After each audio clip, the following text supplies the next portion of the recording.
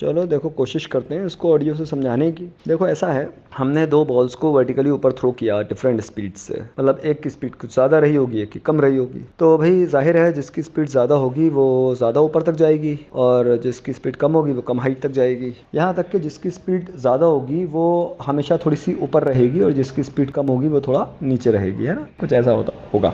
अब इन्होंने जो सवाल किया है वो किया है दोनों बॉडीज़ या दोनों बॉल्स के बीच के रिलेटिव सेपरेशन का, यानी कि रिलेटिव डिस्टेंस का, वो टाइम के साथ कैसे वेरी करेगा। अब ज़रा सोच के देखिए, जब दोनों बॉडीज़ हवा में हैं तो दोनों पर एक्सेलरेशन जी ही लगेगा, है ना, वर्टिकली डाउनवर्ड। तो अगर मैं रिलेटिव मोशन से कॉन्सेप्ट्स को समझूं तो रिलेटिव एक्सेलरेशन हो जाएगा ज़ीरो, क्योंकि रिलेटिव एक्सेलरेशन किसी भी सिस्टम का होता है acceleration of first minus acceleration of second, है ना।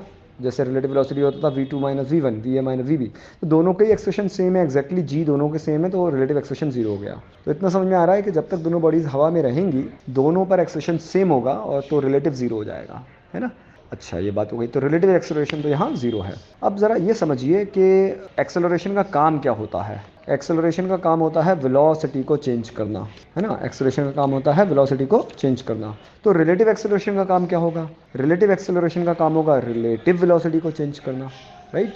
जैसे जिस प्रकार से एक्सेलरेशन का काम है वेलोसिटी को चेंज करना, तो रिलेटिव एक्सेलरेशन का काम है रिलेटिव वेलोसिटी को चेंज करना। अगर एक्सेलरेशन जीरो हो जाए तो वेलोसिटी कांस्टेंट होती है, मतलब वेलोसिटी चेंज ही नहीं होगी। इसी प्रकार से जब कभी रिलेटिव एक्सेलरेशन जीरो हो जाए तो रिलेटिव वेलोसिटी कांस्टेंट रहेगी।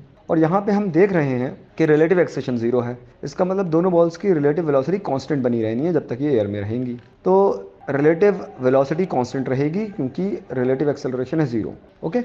अब आपको ये पता है जब भी वेलोसिटी कांस्टेंट होती है तो डिस्टेंस का फॉर्मूला होता है स्पीड इनटू टाइम, है ना, u t plus half a t square a तो जीरो। इसी प्रकार से जब कभी रिलेटिव एक्सेलरेशन जीरो होगा तो रिलेटिव डिस्टेंस का फॉर्मूला हो जाएगा रिलेटिव वेलोसिटी इनटू टाइम। वैसे तो डिस्प्लेसमेंट का फॉर्मूला होता है कितना, वेलोसिटी इनटू टाइम, लेकिन रिलेटिव डिस्प्लेसमेंट या रिलेटिव डिस्टेंस का फॉर्मूला हो जाएगा रिलेटिव वेलोसिटी इनटू टाइम। अगर एक्सेलरेशन जीरो है, रिलेटिव एक्सेलरेशन जीरो है, तो रिलेटिव डिस्टेंस हो जाएगा रिलेटिव वेलोसिटी इनटू टाइम, और रिलेटिव डिस्टेंस ही सेपरेशन है तो सेपरेशन हो जाएगा रिलेटिव वेलोसिटी इनटू टाइम। और रिलेटिव वेलोसिटी कांस्टेंट है, रिलेटिव वेलोसिटी कांस्टेंट है तो रिलेटिव सेपरेशन क्या बता रहा हूँ, relative separation is equal to relative velocity into time. और जिसमें से रिलेटिव वेलोसिटी तो कांस्टेंट है, तो यानी कि रिलेटिव सेपरेशन हो गया रिलेटिव वेलोसिटी जो कि एक कांस्टेंट है इनटू टाइम, तो टाइम के डायरेक्टली प्रोपोर्शनल हो गया क्योंकि रिलेटिव वेलोसिटी खुद तो कांस्टेंट ही है। तो यानी कि स्टार्टिंग में जब तक रिलेटिव एक्सेलरेशन जीरो रहेगा relative separation will be proportional to time, क्योंकि वो वेलोसिटी इनटू टाइम है और वेलोसिटी कांस्टेंट है, यानी कि टाइम के साथ उसकी स्ट्रेट लाइन आएगी, ठीक है ना, ये ऐसा ग्राफ आएगा। लेकिन अब सोच के देखिए जिसकी स्पीड कम है वो तो क्या होगा, पहले ही नीचे आ चुका है, वो थोड़ी देर बाद नीचे आ जाएगा। अब क्या होगा, जब तक ये हवा में थे तब तक तो ग्राफ स्ट्रेट लाइन जाएगा, लेकिन जैसे ही जो बॉडी स्लो स्पीड से छोड़ी गई थी वो ग्राउंड पे पहले आ जाएगी। अब उसका एक्सेलरेशन जीरो हो गया और जो ऊपर है वो जी से आ रही है,